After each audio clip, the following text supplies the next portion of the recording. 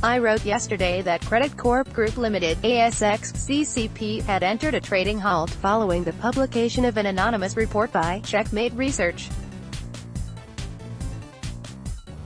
Following the company's response, and its return to trade today, the Credit Corp share price has fallen 12% to $16.64. I was sent a copy of the 37-page report yesterday evening by Motley Fool analyst Ed Vesely. Please note that most of the allegations contained in the report have been rejected by Credit Corp as incorrect, and most of the report is just opinion. However, in its report, Checkmate argues that Credit Corp's I wrote yesterday that Credit Corp Group Limited, ASX, CCP, had entered a trading halt following the publication of an anonymous report by Checkmate Research. Following the company's response, and its return to trade today, the Credit Corp share price has fallen 12% to $16.64. I was sent a copy of the 37-page report yesterday evening by Motley Fool analyst Ed Vesely. Please note that most of the allegations contained in the report have been rejected by Credit Corp as incorrect, and most of the report is just opinion.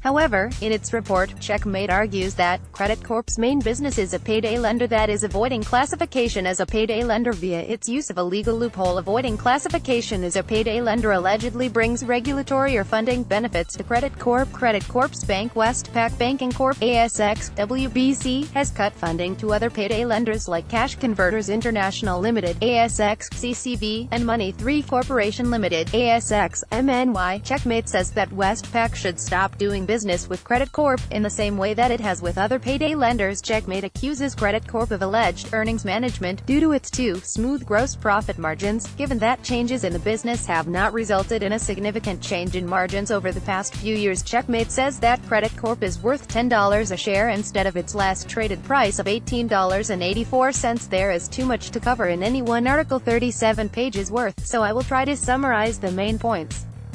Payday lending. Checkmate states that Credit Corp uses a loophole in the Small Account Credit Contract (SACC) legislation that makes it legally not an SACC lender, payday lender.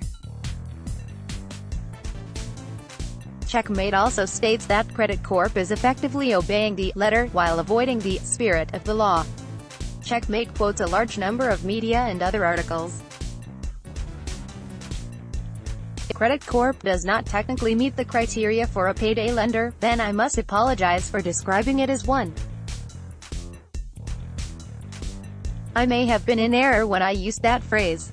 However, Checkmate's point is well made in that Credit Corp is still lending in a very similar segment of the market, and is widely seen as a payday lender, even though it is technically not one.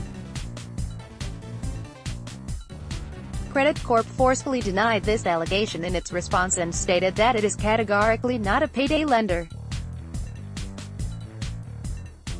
Earnings management. Elsewhere, Checkmate's allegations of earnings management may have some teeth, as Credit Corp's gross margins do appear to be much smoother than they have been historically. However, Checkmate itself acknowledges that the exact mechanics of earnings management at CCP is not clear, which makes it difficult for the shareholder to determine what is actually happening. Credit Corp responded that Checkmate's analysis is incorrect. Credit Corp stated that several U.S. peers use a similar amortization approach to Credit Corp, plus that Credit Corp's provisioning for losses has become less volatile in recent years as the company has further developed its lending criteria. Credit Corp also categorically denied Checkmate's allegations about switching assets between segments and capitalizing transaction fees. These are fairly technical matters which I won't go into, but if Credit Corp has truly not done these things, then that is good news for shareholders. However, these are complex matters, and even for the best analysts it is hard to categorically prove a matter either way from the outside. In some circumstances it can take several years for allegations of this type to be proved or disproved. Valuation. Lastly, while Checkmate has raised some interesting points above, I think the Checkmate valuation of Credit Corp at $10 a share may be incorrect. The discounted cash flow (DCF) valuation posted in the Checkmate report appears to assume that Credit Corp won't make any more loans or buy any new debt ledgers for collection. That is an aggressive assumption to make, especially as the reasoning behind it is not clearly articulated. The absence of a terminal value in the DCF would result in Checkmate's valuation of Credit Corp being much lower than otherwise. Checkmate also uses a blended price-to-earnings (PE) and price-to-book (PB) ratio approach for valuation, which assumes that, if Credit Corp had a similar multiple to peers, it would be worth less. That is true, but it also overlooks the degree to which Credit Corp has been dominating its industry over the past few years. If Credit Corp is a higher quality company, it should be fair to value it higher than its competitors. As a result of these things, I'm not convinced that Checkmate's valuation is accurate, bearing in mind that many business valuations can have large margins for error due to inherently uncertain assumptions.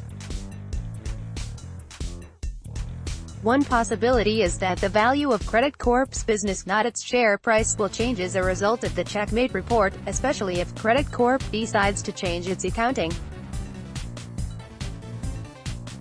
More conservative accounting could result in lower reported profits or higher reported losses, for example. That is a possibility, however I think that Credit Corp's response was overall quite strong. Importantly, Credit Corp responded to the nitty-gritty of Checkmate's allegations. Blue Sky Alternative Investments Limited, ASX, law, did not do this in response to its own short report several months ago. Right or wrong, I believe that Checkmate makes a valid point about public perception of Credit Corp as a payday lender, however, and this may bring further regulatory attention for the company.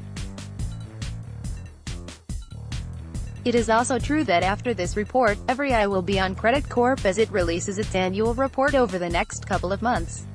Still, for now I think the Checkmate report is not as large a concern as it might first have appeared.